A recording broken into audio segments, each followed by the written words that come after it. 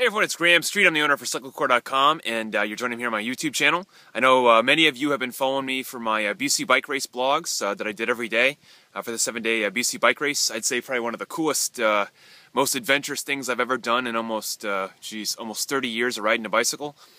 What my video is about today is simple. You ever done a riding event, whether it's a race, a century, a mountain climb, an event, a stage race, and come back and had post-ride depression? You know, it's something that I think a lot of cyclists get, and no one really talks about it. That kind of, you get that zenith moment or that event peak, and I don't just mean fitness-wise, but kind of entertainment-wise. Let's be real, as an everyday cyclist, for a lot of us, we're not getting paid to do this. We don't get a lot of trophies. We don't get a lot of accolades. What we get is personal satisfaction, and for a lot of us, we put so much energy and time into these things, and when we get back home into our regular lives, it's easy to kind of go flat and go downhill and kind of lose that energy, not just for your training, but just for things in general. And I'm here to tell you that it's a really common occurrence that I've run into in 30 years of cycling and for helping so many of you. I got 3 suggestions for you that may be able to help you with that kind of post-event or post-race flatness. And I'm going to share with you 3 things that I've been using or have focused on both before BC bike race and after. Because I got to be honest, when I came back, actually even before I left, I figured I'd come back after BC bike race and go through a major depression. Meaning just didn't want to train, don't want to get on my bike. Nothing can compare to how fun that was, and you're back to your regular life. And I won't lie, it hasn't been easy, but I have definitely not gone through a post-race depression. Actually, I've been really energetic, feeling good and strong. One of the things that I did at BC bike race that was important to me was no judgment, meaning that when I was there, I made it very clear to myself that I wanted no regrets.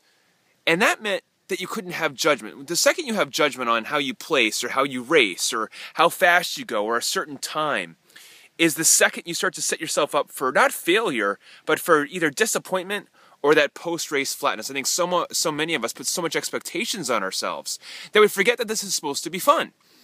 And if it's not fun, it's like, well, why the hell are you doing this? So if you're judging yourself before you get to an event, and you put so much pressure on yourself for, I want to get under a 6-hour century, I want to climb that mountain in under 45 minutes, I want to be in the top 10, and if I don't hit that, then all of this has all been for a waste. All this health gain, all this training, all this nutrition's been a total waste, I'm a total failure. Don't do that anymore. Try to lighten up a little bit on yourself, and I bet you not only are you not going to get that post-race flatness, but you're also going to get probably a better performance. I know for myself, each day at BC Bike Race, I had 7 days to do this, that I let go a little bit more and cared a little bit less on how I did. Ironic enough, the better that I performed. I mean, not just a little better, but a lot better, because I was more in the moment. I had more fun. Second thing, when you do get back from a race or an event, so many of us want to kind of capitalize maybe on that post-event fitness. I mean, when I came back, my fitness is booming right now. I've got lots of cycling capital is a great way to think about it, kind of like political capital. Because I put so much work into BC bike race and the event went so well, I've got some strength and some added benefits that I didn't have before I left. I've lost a lot of weight. I'm down to 158 pounds now. That's down from 180. To give you insight. That's a lot, and part of me doesn't want to lose those benefits, and I think this is where we make a lot of mistakes. Well, you come back from an event, you've gained performance, you've gained strength, you've gained fitness. We want to roll those forward. We want more. Attack, attack, attack. And I'm all for it. I'm all for going and rolling your fitness forward towards something else. But I want you to keep things in perspective that when you do get back from an event, it's really important to roll with it. What I mean by that is let your body decide what it wants to do. So if it wants to sit on the couch and eat Doritos and drink beer, then let it do that. If your body's telling you to go out and ride for 40 miles today at an easy pace, go do that too. If it's telling you to go for runs, if it's telling you to go and ride a different bike, do those things. It's going to make a big difference. If you try to come back and go right back to the same training you were doing before, you're going to get stuck. Third thing, in light of that, don't come back from an event and try to repeat the same thing in a different venue. I think so many of us, and I'm going to point my finger a little bit here at road cyclists in general, you tend to focus only on the road. And look, I'm a 29, 30, almost 30-year road veteran, okay? I started on the road, I'm still a passionate road cyclist. But let me tell you, it's important to mix things up a bit. put some big 28 or 32 millimeter tires on your road bike or on a beat up cyclocross bike or steel bike. Go hit some gravel roads or dirt roads. Get yourself a cheap mountain bike. Try single speeding. Try, going into town and taking off your Strava, taking off your Garmin, and just freaking riding your bike like a kid again. I think if you don't do that, if you don't mix it up and you add that flavor and trying new things, you're going to keep coming back from these events and being really unhappy with what you're doing. And when you're unhappy with what you're doing, I don't care how great of a training plan you have, how great of a nutrition protocol, how nice of a bike you have, once that energy inside you is gone and you just are kind of going through the motions, you and I both know that sucks. It sucks.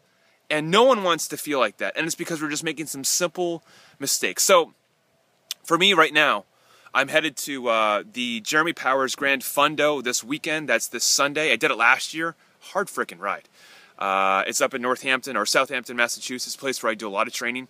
Love it up there. I'm going to be on my cross bike, big 32 millimeter tires, dirt roads, gravel roads. I'm up there to kind of prep myself, mostly to have fun.